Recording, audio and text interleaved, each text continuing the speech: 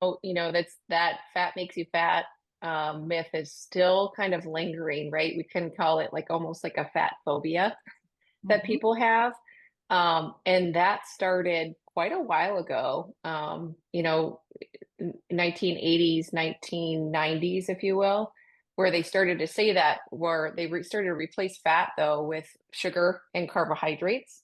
And so just to kind of clarify, and we'll simplify what actually makes you gain weight, right? So it's processed foods, excess calories from not nutrient dense food. So things that are processed is a good example.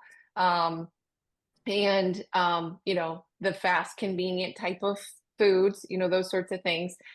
It doesn't body or serve our body in any way. It actually hinders and damages at the cellular level. And then the other thing that really causes that weight gain is the hormonal imbalances, right? And we talk about the hormones as it relates to the cell, but also how we're healing the cell so that the hormones can function better, right? So they can absorb more. We can absorb more at the cellular level. And where do fats come in and play a role in that? That role is to heal the outer surface of the cell, and that is the what's called the cell membrane. Okay, so the fats are essential for hormonal production, brain function. So you're like, I'm actually like feeling better, right? Absorbing fat soluble vitamins, very, very important vitamins. So A, vitamin D, vitamin E, and vitamin K. Okay, very important vitamins for our cells to be able to absorb readily. And we need fat in order to do that. And then, of course, it allows for the cell to produce more energy or something called ATP.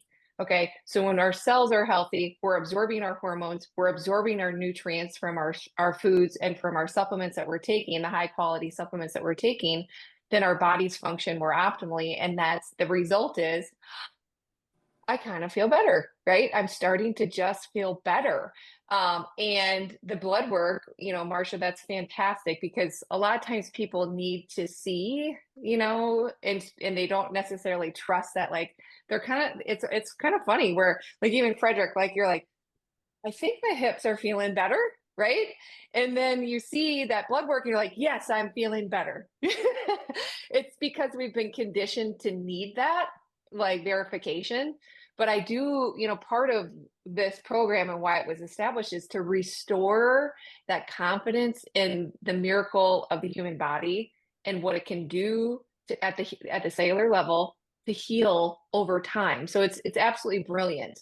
It does what it needs to do to not only allow for you to survive, but we're moving you in that down the spectrum of allowing you to thrive, right?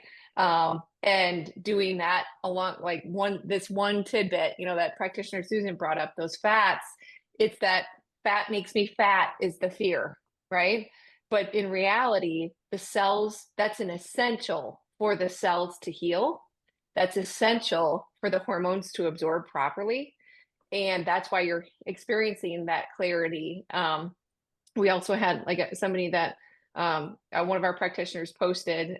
She was talking about, I can actually produce at work. I can think clearly. I used to feel anxious, and that's no longer. But these are the reasons. And the fats, although we're emphasizing it today, are only part of the picture. So that's why we say the more you do throughout in terms of what's recommended, the more likely in the end you're going to see phenomenal results. So hopefully, hearing that, Marcia, thanks so much for sharing.